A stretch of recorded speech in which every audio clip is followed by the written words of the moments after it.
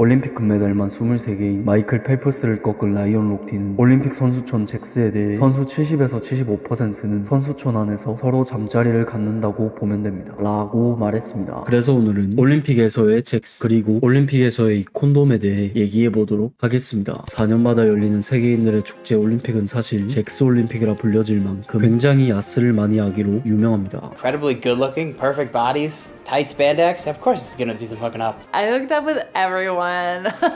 라고 말할 정도로 선수촌 안에서 젊은 남녀의 은밀한 행위는 상상을 초월하고 2000년 시드니 올림픽에선 콘돔 5만 개가 비치됐으나 금방 바닥나서 2만 개를 보충해줬지만 이마저도 폐막 3일 전에 동나면서 콘돔 내놔 라는 선수들의 아우성이 빗발치게 되자 올림픽위원회 관계자들은 혀를 내둘렀다 합니다. 한편 올림픽에 무료 콘돔이 처음 제공된 것은 88 서울올림픽이었어요. 당시 선수들에게 제공한 콘돔은 8,500개로 참가 선수가 8,391명이었으니 1인당 1개꼴로 지급되었습니다. 한 기자에 따르면 88올림픽 당시 남자 선수 숙소 옥상에 콘돔이 너무 많아 올림픽 협회에서 야외 잭스 금지령을 내렸을 정도였다 합니다. 서울올림픽에 무료 콘돔이 처음 등장한 이유는 성병을 비롯한 각종 질병, 특히 80년대 에이즈가 세계적으로 확산된 것이 결정타가 되어 88올림픽 이후부터 배포되는 무료 콘돔이 기하급수적으로 늘어나 2008년 베이징에선 10만 개, 2012 런던에선 15만 개, 2016 리우에선 무려 35만 개의 남성용 콘돔과 10만 개의 여성용 콘돔이 제공되었는데 당시 태아의 뇌 손상을 유발시키는 지카 바이러스가 남미 지역에 퍼졌기 때문에 특별히 1인당 45개꼴로 지급되었습니다. 근데 리우올림픽은 워낙 적자 올림픽이라 TV 설치를 안 해서 콘돔으로 때우는 느낌이 없지 않아 있었습니다. 또 이 표를 보면 하계올림픽보다 참가 선수가 현저히 적은 동계올림픽이 참가 인원 대비 콘돔 지급률이 높은 걸 볼 수 있는데 그 이유는 Winter Olympics, it's cold and you need to snuggle. 때문에 2018 평창올림픽은 참가 선수 2,920명에게 1인당 38개꼴로 총 11만 개의 콘돔을 제공해 역대 동계올림픽 중 최고였고 제공된 콘돔은 바른생각이라는 회사에서 제공했는데 이 회사 대표님이 박용만 전 두산그룹 회장의 장남 박서원입니다. 한 ESPN 기사에 따르면 대부분의 선수촌 잭스킹은 경기 일정이 제일 빨리 끝나서 남은 올림픽 기간 내내 온라인시 가능하고 몸도 좋은 애들인 수영 선수들이라 합니다. 그리고 선수들의 일평균 섭취량이 9,000칼로리 정도인데 실전을 앞두고 훈련량을 줄이니 정력이 폭발하고 하계올림픽은 기본 옷차림이 가벼워서 모르는 사이에도 서로 아무렇지 않게 몸매를 칭찬해 어떤 레전드 육상 선수에게는 매일 밤 여성 선수들이 3명씩 몇 시간마다 찾아온다 하고 이건 좀 이따 말하겠지만 아마도 우사인 볼트를 지칭하는 것 같습니다. 그리고 금메달만 보여주면 남자건 여자건 모든 것이 이루어진다 합니다. 또 선수촌 불문율이 있는데 선수촌에서 일어난 일은 선수촌에만 남는다 라는 규칙이 있습니다. 92년 동계올림픽 땐 선수촌에 처음으로 콘돔 자판기가 등장했고 이 자판기는 2시간마다 품절돼 올림픽 경기가 끝나는 순간까지 자판기에 콘돔을 채워넣기 바빴다는 일화가 있습니다. 뿐만 아니라 2002년 솔트레이크 동계올림픽은 25만 개의 콘돔이 소비돼 잭스 올림픽이라는 별칭이 붙기도 했고 2004년 아테네 올림픽에서 선수들의 반란을 잠재우기 위해 13만 개의 콘돔과 3만 개의 윤활제가 준비됐으며 하루 평균 2천여 개의 콘돔이 소비되었습니다. 2008년 베이징 하계올림픽과 2010 밴쿠버 동계올림픽 땐 10만 개의 콘돔을 준비했지만 당시 선수촌에 들어온 선수단 규모를 비교하면 하계올림픽보다 규모가 훨씬 작은 동계올림픽의 콘돔 소비량이 2배 이상 많았습니다. The condoms are Olympic strong. 이번 도쿄올림픽에서도 16만 개의 콘돔을 제공하려 했다가 코로나 여파로 무료 콘돔 제공을 33년 만에 중단하기로 했고 선수들에게 출국할 때 선물할 거라 밝혔습니다. 이게 그 도쿄올림픽 콘돔이라 합니다. 짧으면 얼굴도 못 보는 건가? 이 사진은 2012 런던올림픽에서 우사인 볼트가 스웨덴 여자 핸드볼 대표팀 3명과 4개의 서험을 했다고 알려진 사진인데 우사인 볼트는 자신이 직접 자기 트위터에 사진을 올렸습니다. 그리고 하나 알고 가야 하는 게 선수 중에 콘돔을 쓰는 사람도 분명 많지만 콘돔을 기념품으로 가져가는 사람도 많습니다. 런던올림픽 유도 동메달리스트인 조준호 선수는 리우올림픽 땐 선수촌 안에 콘돔 자판기가 2, 3일이면 다 동났다며 근데 선수들이 그 안에서 다 쓴 게 아니고 기념품으로 가져가는 선수들이 많다고 합니다. 물론 선수촌 안에서 그 교미 행위를 한국은 안 하는데 참가에 의의를 두는 몇몇 외국 선수들이 World Sports Party. 걔네들이 하는 거고 어떤 호주 유도 선수는 주유소 알바하다가 사장님한테 사장님 나 다음 주에 올림픽 갔다 올게요 이런 경우가 있다 합니다. 내 꿈은 이제부터 올림픽 올림픽 선수. 가짜 사나이2에 출연했던 쇼트트랙 곽윤기 선수는 올림픽이나 특별한 큰 이벤트가 있을 땐 임신율이 가장 높을 때라 콘돔을 뿌리는 거라며, 그리고 외국 선수끼리는 서로 숙소도 놀러가고 왕래가 있는데 우리나라 선수촌에는 외국인 출입한 걸 한 번도 본 적이 없고 금지된 건 아니지만 선수들 사이에서도 외국인들이 너네 이거 해도 돼? 이렇게 물어본다 합니다. 그럼 당연히 해도 되지 왜 안 돼? 라고 하면 아시안 컬처 때문에 안 될 줄 알았다 라고 말했다 하네요. 그리고 오노한테 금메달을 강탈당한 걸로 유명한 김동성은 고등학생 때부터 세계대회를 우승하고 몸도 좋아지니까 금발 선수들의 적극적인 대시를 많이 받았다며 외국 선수들이 자기 방키를 줬는데 그때는 그게 무슨 뜻인지 몰라 쓰레기통에 버렸다 합니다. 그래서 그 선수가 다음 시합에서 왜 자기 방에 안 왔냐 라며 또 방키를 주자 시합을 해야 하는 입장이라 가지 않았습니다. 이후 김동성은 미국, 불가리아, 이태리 등 여러 나라 선수들에게 대시를 받았는데 방에 가다 걸리면 국가대표 박탈 위험까지 있다 답했고, 예쁜 여자 선수가 있으면 한국 선수들끼리도 이야기한다 했는데 그런 그 여자 선수에게 방키는 누가 줬냐는 질문에 당황했습니다. 질문 센스 보소? 최근 올림픽 선수촌에서 사용되는 콘돔이 크게 늘어난 데는 인터넷의 발전도 한몫했습니다. 평창올림픽 때 해외 선수들은 선수촌 안에서 무료함을 달래기 위해 틴더 등의 데이팅 어플을 적극 활용했습니다. 그래서 데이팅 어플 업체들도 선수촌에 있는 선수들의 회원 등급을 상향 조정하며 즉석 만남을 적극 유도했는데, 당시 데이팅 어플 업체는 매칭 성사율이 600% 이상 증가했다는 결과를 발표하기도 했습니다. And it was the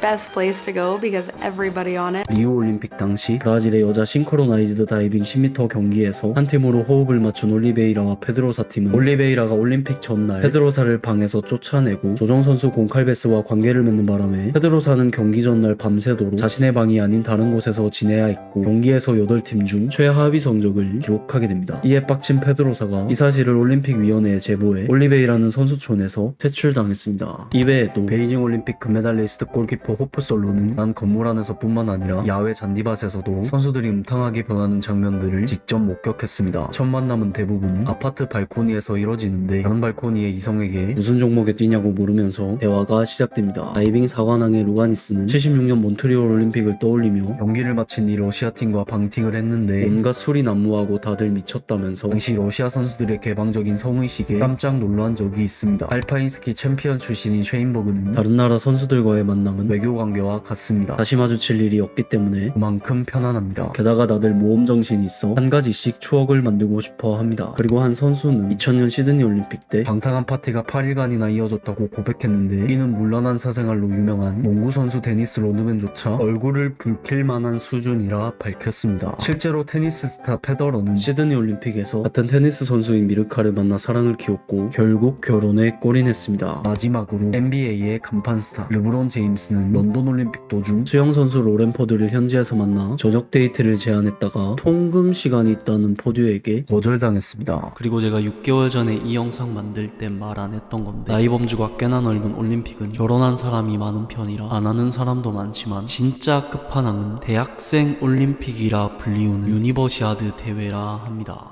과거엔 개막식 당시 평화의 상징인 하얀 비둘기를 활용해 올림픽 휴전을 알리는 행사를 진행했는데, 이 때문에 88 올림픽이 비둘기 화형식, 비둘기 통구이 파티가 돼서 하얀 비둘기를 날리는 행사가 중단되었다는 카더라가 있습니다. 하지만 여길 보면 한 마리만 발이 껴서 못 나온 것 같고, 개회식을 담당했던 이어령은 불에 타 죽은 비둘기는 없었다고 말했으며 하얀 비둘기가 풀어놓으면 돌아오게 해야 하는데 말을 잘 듣지 않아 날아가 버리고 가격이 많이 비싸서 94년부터 휴전의 벽으로 대체되었다 합니다. 다이빙에서 멀리 뛰기를 시도하면 0점을 받을 수 있습니다. 88 올림픽 다이빙 경기 당시 스프링보드에 머리가 부딪혀 피가 난 루가니스는 부상 투혼을 발휘해 금메달을 목에 거는 투혼을 보여줬는데, 7년 뒤 루가니스가 88 올림픽 당시 자신이 에이즈 양성 반응을 받았다고 폭로하며 파문이 일었습니다. 그래서 혹시나 자기 피 때문에 다른 선수들이 에이즈에 걸릴까 노심초사했다 합니다. 76년 몬트리올 올림픽 2단 평행봉에서 기술은 물론 착지까지 완벽한 경기를 펼친 코마네치는 고작 1점이라는 점수를 받게 됩니다. 당황한 코마네치와 코치는 말도 안 되는 점수에 항의하려 일어서는 그 순간 심사위원 한 명이 1점이 아니라 10점입니다. 10점 만점에 10점을 외쳤는데, 당시 최저는 10점 만점을 받을 수 없다고 여겨져서 전광판을 최대 9.99까지 표시할 수밖에 없게 만들어졌기 때문에 일부러 1.00을 표기했다 합니다. 이는 최저 종목 역사상 최초의 10점 만점이었습니다. 올림픽은 100년 이상 된 대회인 만큼 과거 기술과 현재 기술이 차이가 심합니다. 미국의 포스베리는 올림픽에도 출전하지 못할 만큼 실력이 떨어지는 선수였지만 높이뛰기 역사 역사상 최초로 뒤로 뛰는 자세를 개발해 올림픽에서 금메달을 따고 한 대학에서 뒤로 뛰는 자세가 다른 자세보다 10% 이상 더 뛸 수 있다는 결과를 발표하며 이제 높이뛰기 선수 99%는 모두 배면뛰기 자세입니다. 역도는 원래 올림픽 체조 종목에 속했습니다. 올림픽 초기엔 특이한 종목이 많았습니다. 1900년 파리올림픽의 비둘기 사격이란 종목은 실제 비둘기를 사격하는 경기로 300마리의 비둘기가 희생되고 사체가 관중머리 위에 떨어지는 등 너무 잔인하다는 이유로 폐지. 낚시도 있었고 돌 멀리 던지기, 말 4마리 다루기, 모터보팅도 있었고 1904년 세인트루이스 올림픽에서 시작된 싱글스틱이란 종목은 목검으로 상대방의 머리를 공격해 먼저 피가 나는 쪽이 지는 경기인데 이 역시도 잔혹함의 문제로 폐지. 열기구 레이싱도 있었는데 비행거리, 시간, 착륙의 정확성, 떠오르기, 버티기, 멀리가기 등을 평가했다는 말이 있으나 기준이 애매하여 단 1회 만에 폐지. 연날리기 종목은 시작하자마자 불어온 돌풍으로 인해 연이 날아가 폐지. 마네킹을 쏘았던 권총결투도 폐지. 밧줄타기, 다이빙 멀리뛰기도 폐지. 또 2시간 동안 푸들 털깎기 종목 1등은 17마리를 깎았다 하고 운동회에 빠지지 않는 줄다리기도 한때는 올림픽 종목이었다 합니다. 줄다리기는 보는 재미가 좀 있을 것 같은데 2024 파리올림픽 땐 비보이가 정식 종목으로 채택되었습니다. 우리나라가 1, 2위를 다툰다고 하니 다음 올림픽 땐 기대해도 될 것 같습니다. 2000년 시드니 올림픽 최고 스타는 금메달을 딴 선수가 아니라 의외로 은메달리스트였는데 시드니 올림픽 전까진 금메달을 못 따면 선수들이 죄지은 사람 마냥 고개를 숙이고 울고 그래서 여고생이었던 강초연이 사격에서 은메달을 따고도 우니까 은메달도 잘한 건데 우리나라는 은메달을 기쁘게 받아들이지 못한다 라는 우리 스스로 반성의 목소리가 나오게 됩니다. 그래서 언론에서도 은메달에 그쳤다 라는 표현 대신 은메달을 땄다는 말을 쓰기 시작했고 진우션 노래 AO에 나오는 라는 가사도 강초연을 보고 만든 거라 합니다. 올림픽 역사상 가장 많은 금메달을 따는 선수는 미국의 수영 황제 마이클 펠프스로 금메달만 무려 23개를 따서 한번 참가하면 4관왕 이상을 무려 4대회 연속 달성하고 은메달 3개, 동메달 2개로 총 28개의 메달을 소유해 이 부분도 역시 최다 기록을 보여줍니다. 만약 펠프스가 나라였다면 수영에서만 놓고 보면 역대 5위입니다. 신기한 건 여자 선수의 경우 임신한 선수도 경기에 뛰는 것을 볼 수 있습니다. 한국 양궁 선수 중에 왼손잡이는 없다 합니다. 정확히 말하면 왼손잡이는 있는데 왼손잡이 전용화를 구하기 힘들어서 오른손잡이 활로 초등학생 때부터 연습한다 합니다. 검도가 올림픽 종목이 아닌 이유는 종주국이라 할 수 있는 일본이 유도처럼 올림픽 종목이 되면 주도권을 빼앗길 수 있기 때문에 검도의 올림픽 종목 진출을 꺼리고 있습니다. 미국은 금메달리스트에게 4,300만, 일본은 5,200, 독일은 2,000, 프랑스 7,200, 중국 3,500, 이탈리아 2억, 싱가포르는 무려 8억의 상금을 준다 합니다. 반면 우리는 메달리스트가 일시불로 상금을 받기 원한다면 각각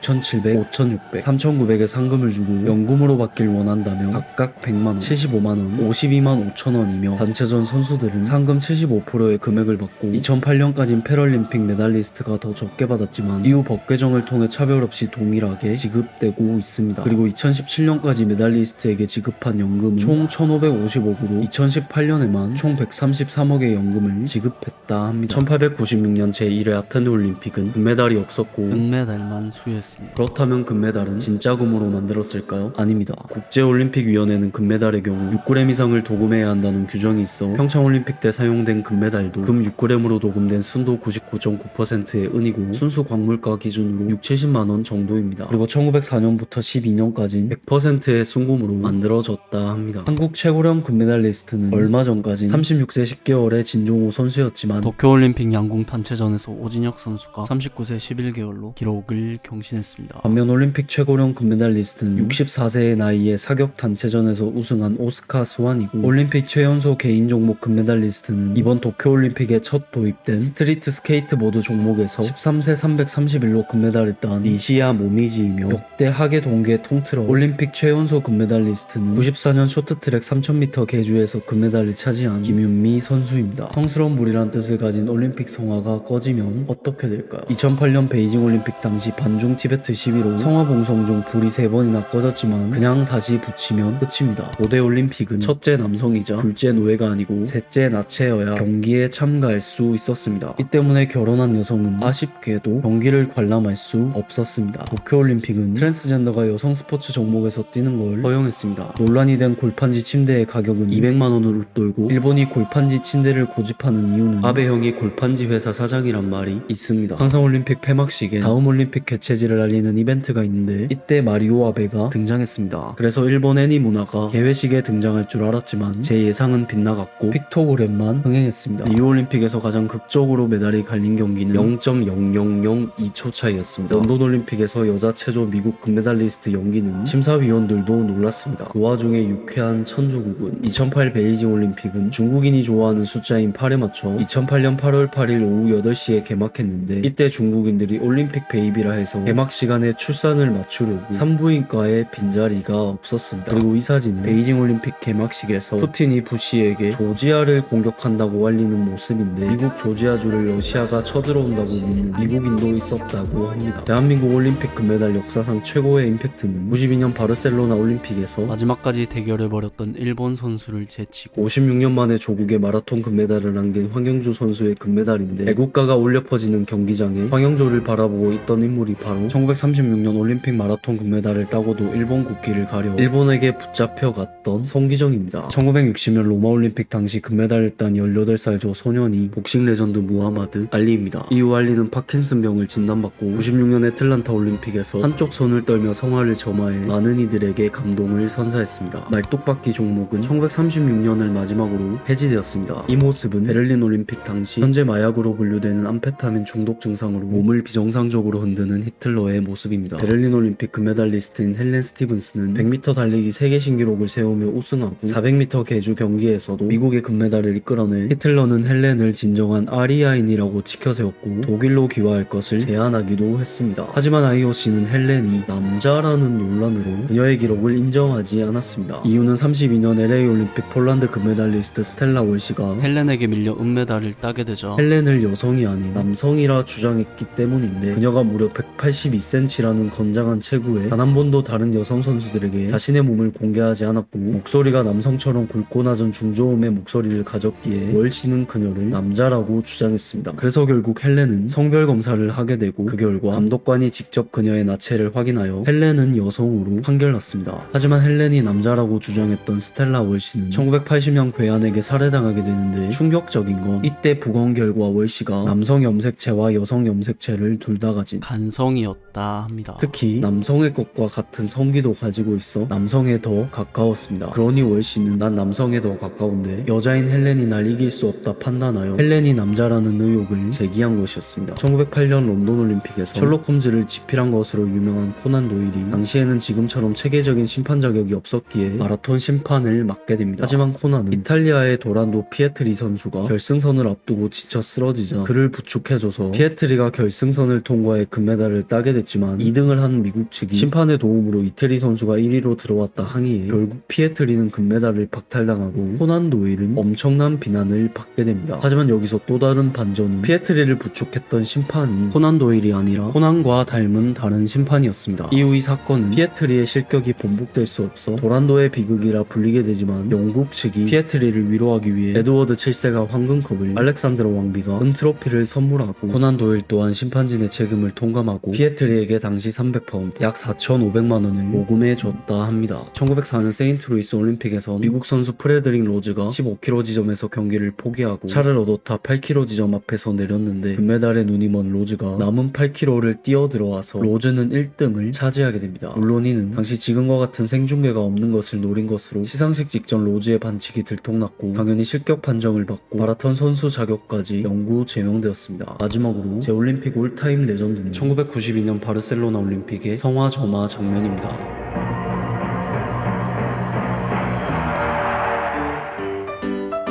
안녕하세요. 오늘은 한국 양궁이 강한 이유에 대해 알아볼게요. 우선 역사적으로 살펴봐도 우리 민족은 모두가 인정하는 원딜 특화 민족이었습니다. 일단 건국시조부터 신궁이었어요. 부여에선 활을 잘 쏘는 사람을 주몽이라 불렀는데 유아의 아들 7살 때부터 활을 직접 만들고 백발백중하여 이름을 주몽이라 지으니 그 인물이 바로 고구려의 건국시조 고주몽입니다. 또 조선 최고의 명궁이자 창업군주 이성계는 단 모퉁이에 모여있던 까마귀 5마리를 화살 하나로 명중하고 장난삼아 처마 밑으로 기어가는 쥐 3마리를 죽이지 움직이지 않고 맞추기만 하여 모두 떨어뜨리고 공성하는 여진족 주장 고환이의 병사를 애기살로 70발을 쏘아 모두 맞추어 적병을 죽이고 왜구에게 큰 화살, 대우전을 17번 쏘아 모두 명중시켜 죽였는데 전부 왼쪽 눈에 맞아 사망했다 합니다. 또 한반도 역사의 역대 임금들 가운데 활솜씨가 좋은 왕들이 많았습니다. 주몽의 아들 유리명왕도 물동이에 구멍 낸 것을 다시 진흙탄환을 쏘아 구멍을 막고 우리 세지 않게 했다는 이야기가 전해질 만큼 주몽의 버금가는 명사수였으며 고구려 11대 동천왕, 25대 평원왕도 명사수였는데 평원왕은 말을 타며 활을 쏘는 것에 능했다고 합니다. 주몽의 아들로 알려진 온조가 세운 백제의 경우 11대 비류왕, 12대 개왕, 25대 동성왕이 활을 잘 쏜 임금으로 삼국사기에 기록되었고 신라는 해마다 추석잔치 때 임금의 주제로 관인들이 활쏘기를 겨뤄 말과 배를 포상하고 원성왕 4년 778년 독서상품과를 제정하기 전까지는 오로지 활 쏘는 것만으로 인재를 선발했다 합니다. 또 조선의 왕들은 신하와 활솜씨를 겨루는 대사례를 열기도 했으며 영조는 잘 쏜 신하들에게 활과 화살, 그렇지 못한 사람에겐 벌주를 내렸고 정조가 명궁이었습니다. 그럼 왕들만 활을 잘 달았을까요? 아닙니다. 조선은 나라 전체가 거의 원딜에 미쳐있다 봐도 무방했습니다. 이게 활쏘기가 군인들만 익혔던 전투기술 같은 걸로 생각하기 쉬운데 조선인들에겐 활쏘기가 놀이였던 거예요. 조선의 양반들은 선비가 갖추어야 할 유교적 소양 가운데 6가지 덕목 중 하나로 활쏘기를 중시했습니다. 그리고 원래 한량이란 말은 고려 후기에서 조선에 걸쳐 특정 계층을 가리키던 말인데 선비 집안 출신으로 경제력이 있어 궁술이나 무예 등을 닦았으나 뚜렷이 맡은 직책이 없는 자제들을 칭하던 말로 중종 때 이들에게 묵과를 볼 수 있도록 하여 무인의 성격이 강해져서 이후 조선 후기의 한량이란 묵과응시생이나 묵과 집안 자제로 아직 급제하지 못한 사람을 지칭하게 되지만 묵과에 급제하기 위해 무예 연마라는 핑계를 대고 아무 일도 하지 않고 허송세월 보내며 노는데 열심인 일부 한량들의 행태 때문에 부정적인 이미지가 강해지면서 돈 잘 쓰고 잘 노는 사람을 지칭하는 말로 변질되었습니다. 그리고 이 한량들에게 어깨너머로 활쏘기를 배운 기생들이 직접 활쏘기를 하기 시작하면서 부유층 여성이나 신여성들을 중심으로 활쏘기가 유행하기 시작해서 여성궁사들이 늘어났습니다. 그래서 특히 기생집에서 돈 안 내고 도망가는 놈을 직접 활로 쏴 잡았다는 우스갯소리가 있습니다. 또 활쏘기 문화는 일제시대와 대한민국 건국 초기까지 성행할 만큼 사랑받는 놀이였기에 이렇게 이승만 대통령과 악수하는 여성궁사도 찾아볼 수 있고 대회 모습도 사진으로 찾아볼 수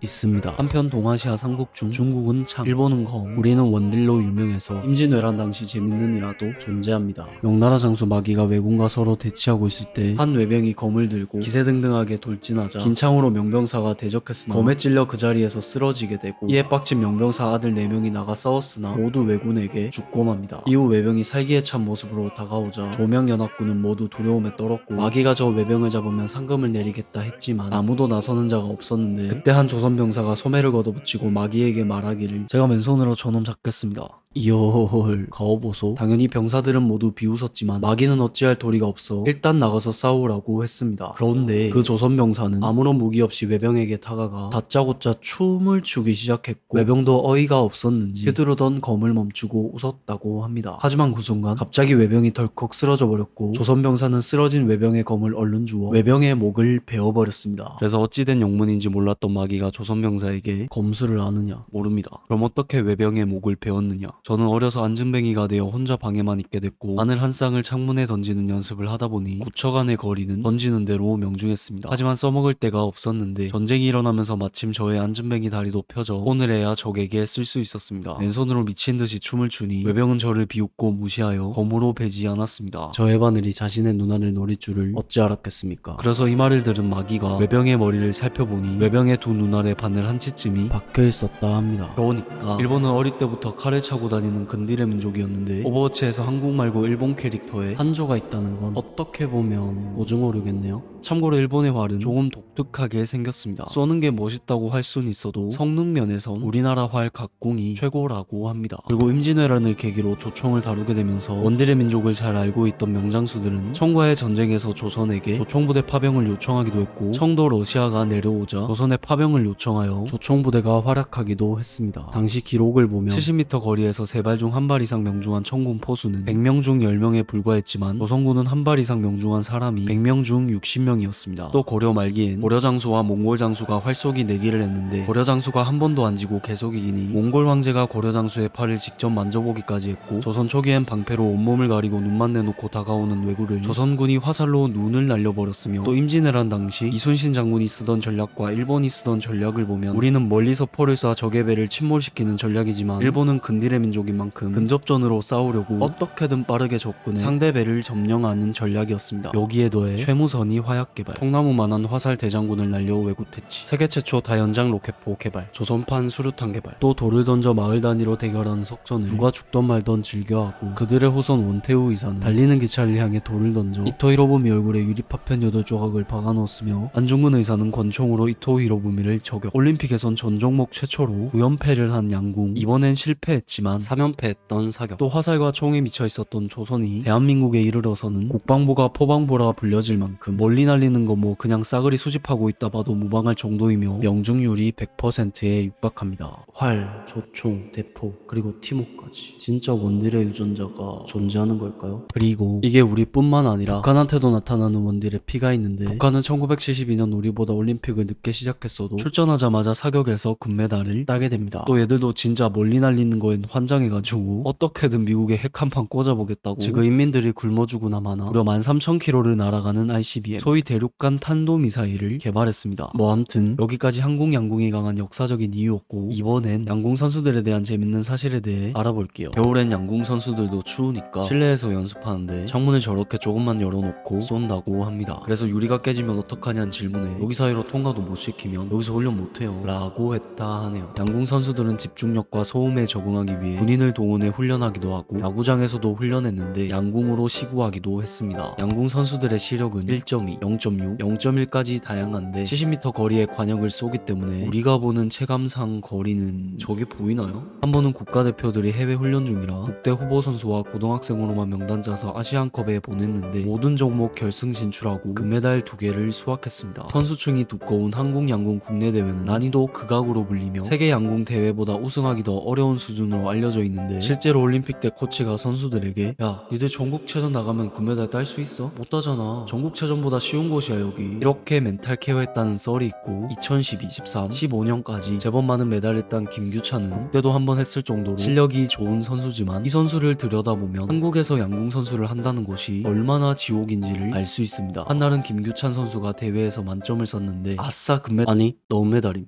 에? 저 만점인데요? 다른 선수도 만점 쐈어. 그럼 공동 우승이잖아요. 아니 텐거리가 네가 더 넓어, 그래서 너 은메달. 아니 원딜이 왜 이렇게 그렇게 은메달을 받게 된 김규찬 선수는 2015년에도 36발 360점 만점을 쏘게 됩니다. 아싸 금메달. 아니 또 만점자 나왔어. 예? 그럼 또 은메달입니까? 아니 너 동메달. 네? 너 말고 만점 2명이 엑스텐 24발 쏴서 공동 금메달, 넌 엑스텐 20발 동메달.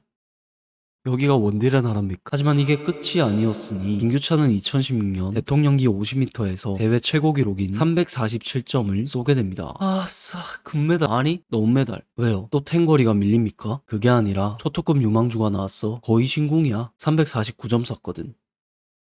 저 그냥 롤으로 갈아탈게요. 한국은 2016 리우올림픽에선 역대 최초로 양궁 전 종목 금메달을 차지했습니다. 이번 도쿄올림픽에서 여자 양궁 대표팀은 랭킹 라운드에서 1, 2, 3등을 차지했는데 전부 올림픽 기록을 뛰어넘는 기록이었습니다. 멕시코 선수도 올림픽 레코드를 경신했지만 한국 선수에 밀려 4위에 그쳤습니다. 자, 이번엔 우리나라에서 국민들에게 신뢰받는 몇 안 되는 단체 양궁협회에 대해 알아볼게요. 우선 우리나라 모든 스포츠 협회는 88올림픽을 앞두고 정부가 각 기업 수장들에게 스포츠협회 하나씩을 맡기며 시작되는데, 양궁협회는 원딜의 민족인 만큼 국궁과 양궁이 대한궁도 협회 안에 공존하는 상황이었기에 정주영이 선택한 건 양궁이었고, 2002 한일 월드컵을 유치한 걸로 유명한 정몽준이 초대 회장이었으나 이후 정몽구 현대차그룹 회장이 협회장을 맡게 되어 정몽구와 그의 아들 정의선으로 이어졌습니다. 사실 정주영 회장이 92년 대통령 선거에 떨어지며 그룹 이미지 실추에 대한 만회 차원에서 양궁을 전폭적으로 지지했다는 카더라가 있긴 한데, 실제로 현대가 83년부터 양궁협회를 맡으며 낸 성적을 보면 이 표도 도쿄올림픽이 제외된 성적이에요. 그러니까 양궁협회가 성적에 결정적인 역할을 했다는 건데, 그 비결은 파벌과 사교육을 없애고 어떤 전통적인 학교를 졸업하고 어떤 영향력 있는 팀에 들어가도 올림픽 금메달을 따도 국가대표 선발전은 모두가 공정하게 시작하는 시스템, 그리고 양궁협회의 기상천외한 훈련 방식이라 할 수 있습니다. 이게 어느 정도 관계냐면, 환경변화에 적응력이 뛰어난 선수를 뽑기 위해 기상청에 태풍이 올라오는 날짜를 뽑아달라 요청한다 합니다. 그래서 5일 중에 하루는 무조건 걸리게 돼 있다 있다고. 근데 훈련 과정에서 그동안 한 번도 잡음이 없었던 건 아닌데 2001년 8월 베이징 세계 선수권을 앞두고 남자 양궁 대표팀 선수들이 UDT 훈련과 특별훈련 등의 반기를 들고 훈련을 거부한 적이 있습니다. 이 사건은 언론에도 크게 보도됐고 선수들의 인권을 무시하는 처사라며 국회에서도 문제 제기를 했을 정도로 시끄러웠어요. 하지만 양궁협회는 훈련을 거부한 남자 선수 4명에게 대표팀 자격 박탈 등의 중징계를 내리고 베이징에는 B팀, 즉 대표팀에서 함께 훈련하면서 세계 선수권이 아닌 아시아 선수권을 준비하던 선수들이 대신 출전하게 됩니다. 그 결과 세계 선수권에서 단체와 개인전 금메달을 모두 휩쓸게 됩니다. 이외에도 양궁협회는 열악한 경기장 시설의 개선을 요구했지만 운영위에서 씹어버리자 빡친 양궁협회가 이딴 곳에서 양궁하라는 건 한국 양궁의 자존심이 용납 못한다며 협회 예산을 써서 직접 인부들을 고용해 보수했습니다. 또 아시안게임 측에서 제공한 도시락이 떡지고 유통기한까지 지난 밥을 주는 바람에 양궁협회는 직접 뷔페와 도시락을 준비하고 심지어 자원봉사자 260명이 도시락을 못 받아서 점심을 거르게 될 사건이 발생하자 양궁협회가 이분들에게 제공되는 기본 식대에 추가금 없이 당시 10,000원 중반대의 도시락을 제공했다 합니다. 자, 여기까지 한국 양궁이 강한 이유에 대해 알아봤고 마지막으로 이건 여담인데 이탈리아에서 양궁 월드컵이 열리면 로마 병사가 경호해준다 합니다. 안녕하세요. 오늘은 지난 하계올림픽 TMI에 이어서 역대 동계올림픽 재밌는 사실과 TMI를 알아보겠습니다. 이번 베이징 동계올림픽은 코로나 확산을 위해 선수들에게 포옹 같은 신체 접촉은 최소화해달라고 요청했지만 콘돔은 무료로 제공한다 합니다. 소치올림픽 콘돔은 푸딘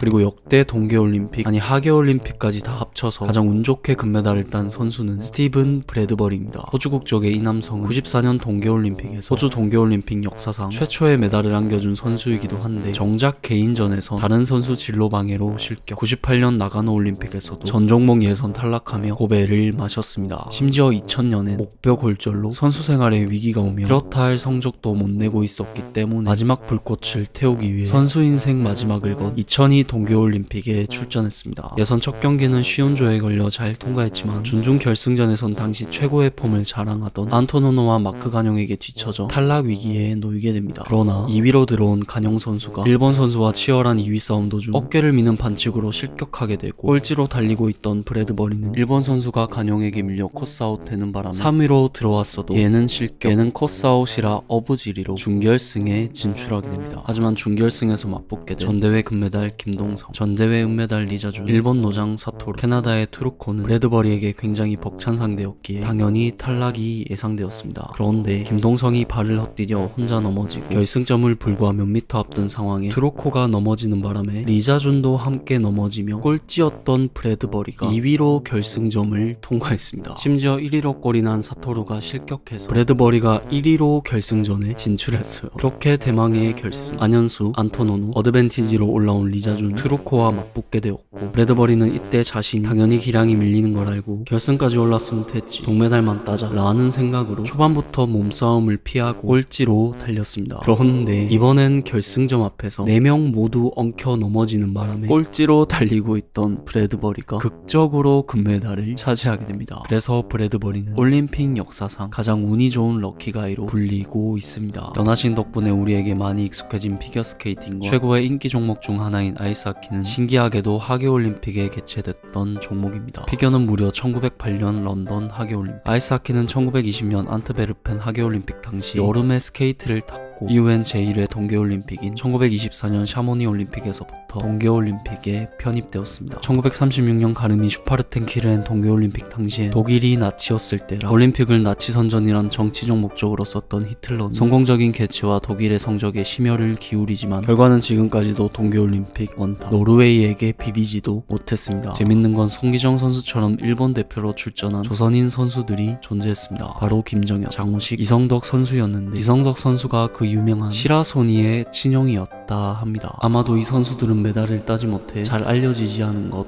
같네요. 1940년 올림픽은 일본 삿포로에서 개최 예정이었는데 중일전쟁이 발발하여 개최지를 변경해야 했고 기존 개최지가 2번에 걸쳐 변경됐지만 나치에 의해 세계대전이 발발하면서 아예 취소되었습니다. 대한민국이 최초로 출전한 올림픽은 하계올림픽이 아닌 1948년 생모리츠 동계올림픽이었습니다. 비록 당시엔 정부 수립 이전이었지만 처음으로 태극기와 함께 코리아라는 이름으로 참여했습니다. 참여했습니다. 피겨스케이팅과 아이스하키는 1960년 미국 스쿼밸리 올림픽 전까지 야외에서 진행했습니다. 한국의 동계올림픽 최초 메달리스트는 11번째 참가만인 1992년 알베르빌 올림픽에 탄생했습니다. 스피드스케이팅 1000m에서 김윤만 선수가 1위와 불과 0.01초 차이로 은메달을 따냈고, 김기훈 선수가 쇼트트랙 1000m에서 금메달을 차지하며 빙상 강국의 탄생을 예고했습니다. 하계 동계올림픽이 최초로 분리되어 2년 만에 개최된 1994년 릴레한메르 동계올림픽에선 김윤미 선수가 쇼트트랙 3000m 계주에서 만 13세 85일이란 나이로 금메달을 따게 됩니다. 이는 무려 중1 겨울방학 때 올림픽 챔피언이 된 것으로 역대 동계올림픽 최연소 금메달리스트라 합니다. 릴레한메르 올림픽에서 미국 여자 피겨계에 충격적인 사건이 발생합니다. 당시 여자 싱글엔 낸시 캐리건과 토냐 하딩이란 두 쌍두마차가 존재했는데, 올림픽 국가대표 선발전을 앞두고 낸시 캐리건이 토냐 하딩의 경호원 중 한 명에게 둔기로 무릎을 습격당하는 사건이 벌어졌습니다. 목적이 눈에 뻔히 보이는 범죄를 사주한 건 토냐 하딩의 남편으로 밝혀져 피겨계뿐만 아니라 미국 전체가 아주 난리가 났지만, 다행히 낸시 캐리건의 부상이 심각하진 않았습니다. 그래도 선발전엔 참여할 수 없게 되자 연맹이 자체 규정을 활용하여 그녀를 국가대표로 선발해갔고, 국민 전체의 응원 버프를 받은 낸시 캐리건은 올림픽에서 은메달을 따내며 아예 메달권에 들지도 못한 토냐 하딩을 제대로 연명했습니다. 이후 사건은 FBI가 남편을 조져서 추궁하여 습격 사건 후 토냐 하딩이 전말을 알면서도 묵인하고 있었다는 사실까지 밝혀냈는데, 토냐 하딩은 자신의 스폰서였던 나이키 회장의 전폭적인 지원으로 집행유예만 받고 모든 선수 자격을 박탈 제명당하여 피겨계를 떠났습니다. 피겨라는 종목은 선수들의 점수에 심판들의 주관이 개입될 수밖에 없는데, 선수 생활 내내 그런 판정에 가장 큰 피해를 받고 98년 나가노 올림픽에서 심판들에게 빅엿을 날려버린 선수가 존재했습니다. 프랑스 출신의 흑인 여자 피겨 선수, 주니어 시절부터 유럽을 평정하던 탑클래스 선수, 흑인들에게는 거의 불모지나 다름없었던 피겨에서 엄청난 스타였던 선수 수리아 보날리가 그 주인공입니다. 그녀는 첫 올림픽 출전이었던 92년 알베르빌 올림픽에서 여자 선수 최초로 무려 4바퀴를 회전하는 기술을 성공시켜서 월등한 기술 점수를 받았는데, 심판들의 예술 점수 장난질에 5위로 떨어져 버립니다. 당연히 당시 이 사건은 엄청난 논란이 됐고 인종차별의 냄새가 진동하는 사건이었는데, 나가노 올림픽을 바로 앞둔 세계 선수권에서도 완벽한 연기를 펼쳤지만 개최지였던 일본 선수에게 1위를 빼앗기자 목에 걸어준 은메달을 그대로 벗어던졌습니다. 그렇게 25세 나이로 참가하게 된 그녀의 마지막 올림픽. 다시 한번 인종차별성 점수를 받게 된다면 올림픽이고 뭐고 박살내겠다는 마인드로 임한 그녀는 또다시 쇼트에서 터무니없는 예술 점수로 3위에 머무르자 전 세계를 향해 프리에서 굉장히 인상 깊은 이벤트를 선사합니다. 백플립. 부상 위험이 커서 76년부터 금지된 기술을 무려 3개가 지켜보고 있는 올림픽에서 심판들에게 빅엿을 날리듯 시원하게 시전해버렸습니다. 이는 남자 선수도 어려울 정도의 기술이고 역대 여자 선수는 했던 사례가 없었던 건데, 결과는 뭐 엄청난 감점으로 최종 10위. 하지만 보날리는 전혀 실망하거나 슬퍼하지 않았고 오히려 행복한 표정으로 나의 마지막 경기는 심판들이 아닌 나를 응원해준 관중들을 위한 무대를 펼치고 싶었다 라고 말했습니다. 나가노는 또 다른 의미에서 역대 최악의 올림픽이었는데 98년 당시 무려 30조란 예산을 쏟아부었지만 개회식은 거의 전국 최저급도 안 되는 괴랄한 퍼포먼스를 선보입니다. 그래서 일본 내에서도 아직까지도 까이고 있고, 이 때문에 나가노는 19년 동안 빚에 허덕이는 신세로 몰락하게 됩니다. 미국에서 열린 2002 솔트레이크 올림픽은 대한민국 국민이 미국을 싫어하게 된 사건이 터집니다. 바로 이놈 안토노노 때문에. 쇼트트랙 1500m 결승. 안토노노의 헐리우드 액션으로 김동성이 금메달을 빼앗기자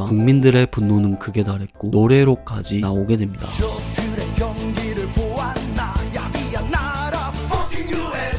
이로 인해 당시 반미 감정은 엄청났는데 4개월 후 치러진 2002 한일 월드컵 미국전에서 안정환 선수가 헤딩골을 집어넣고 오노 세레머니를 하며 통쾌하게 복수했습니다. 대한민국의 역대 최고 성적 5위로 성적을 마무리한 2010 밴쿠버 올림픽에서 퀴녀나와 아사다마오 희대의 라이벌전이 펼쳐졌는데, 이날 아사다마오는 이전 세계대회 50점대 저조한 성적을 깨고 기술 점수 41.5, 예술 점수 32.28, 감점 0으로 73.78점을 기록하게 됩니다. 그러자 아사다마오의 코치였던 타라소바가 바로 다음 차례였던 김연아 앞에서 일부러 오버액션을 하며 멘탈 흔들기 수법을 시전합니다. 저 표독스러운 타라소바의 웃음을 보라.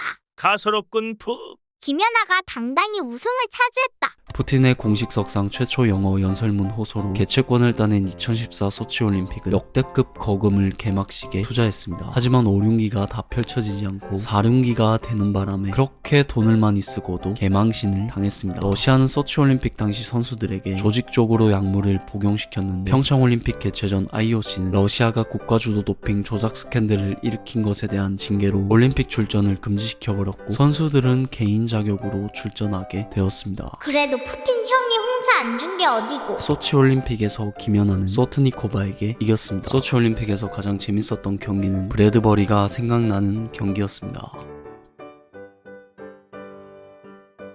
2016년 독일에서 한국으로 귀화한 루지 선수 프리셰는 처음 한국에 들어왔을 때 귀화한 걸 후회했다 합니다. 이유는 프리셰가 한국에 도착한 날이 8월이었던 것 때문인데 이게 내가 앞으로 살게 될 나라 한국인가? 난 동계올림픽 선수인데. 하지만 날이 점점 추워지자 입을 싹 닫고 이런 추위는 독일에서 경험한 적도 없습니다 라며 군침이 얼어버렸다는 후문입니다. 평창올림픽 진짜 개싸볼타임 레전드는 북한의 정관범 선수입니다. 북한, 일본, 대한민국, 미국. 일단 편성 자체가 수상하죠. 무조건 이놈이 한 명을 보내는 그림인데 역시나 시작하자마자 북한 선수가 넘어지면서 혼자 뒤질 순 없다며 일본 선수 다리를 붙잡았고 재경기에서도 일본 선수와 몸싸움 도중 넘어지면서 쇼트트랙에서 무려 태클을 시전했습니다. 야, 너네 그래도 일본을 제일 싫어하는구나. 평창 동계올림픽에 남북 단일팀 아이스하키 경기에 왔던 북한 응원단은 갑작스러운 수령님 등장에 당황했습니다. 사실 이땐 북한이 몇 달 전까지만 해도 ICBM급 미사일을 쏘는 바람에 트럼프와 사이가 안 좋았을 텐데 김정은 코스프레 남은 트럼프 분장남과 같이 다니기도 했습니다. 근데 웃음을 터뜨리는 응원 단원들이 몇몇 있는데 어떻게 됐는지는 평창올림픽은 원래대로라면 하계 동계올림픽 역사상 개회를 선언하는 대통령과 폐회를 선언하는 대통령이 다른 올림픽이 될 뻔했지만 박근혜 전 대통령이 중도 하차하는 바람에 문재인 대통령이 개폐회식을 다했습니다. 여담으로 평창올림픽을 유치한 이명박 대통령도 개회식에 참석했고 88올림픽을 유치한 전두환 대통령은 친구 노태우 대통령과 기싸움을 하고 있을 때라 집에서 지켜봐야 했습니다. 평창올림픽 당시 노르웨이 대표팀은 달걀 1,500개를 주문하려다 번역 오르로 15,000개를 주문하여 달걀 파티를 할 뻔했다 합니다. 다행히 마트 측과 합의를 봐서 4,200개만 구매하고 나머지는 회수하는 것으로 결정했습니다. 평창올림픽 쇼트트랙 3000m 여자 계주 준결승 당시 대한민국 대표팀은 넘어지고도 올림픽 신기록을 달성하는 기염을 토했습니다. 평창 개막 당시 상체 탈의하고 나왔던 통과 형님이 화제가 된 적이 있는데 며칠 전 통과 화산 폭발로 아버지와 연락이 끊겼다며 도움을 요청했습니다. 평창 폐회식에서 공연했던 DJ 마틴 게릭스는 올림픽에서 공연 한번 해보고 싶다고 본인이 먼저 쫄라서 본인 스태프들 비행기 값이나 체류값 모두 다 직접 부담했고 돈을 조금 받긴 했지만 이분 1시간 몸값이 6억이라 합니다. 동계올림픽에서 자기 색깔이 가장 확실한 두 나라는 네덜란드와 한국입니다. 네덜란드는 전체 메달 130개 중 121개를 스피드 스케이팅에서만 따냈고 한국은 금메달 31개 중 24개를 쇼트트랙에서만 따냈습니다. 마지막으로 역대 올림픽 최고의 아웃풋은 한국의 찜질방 애기입니다.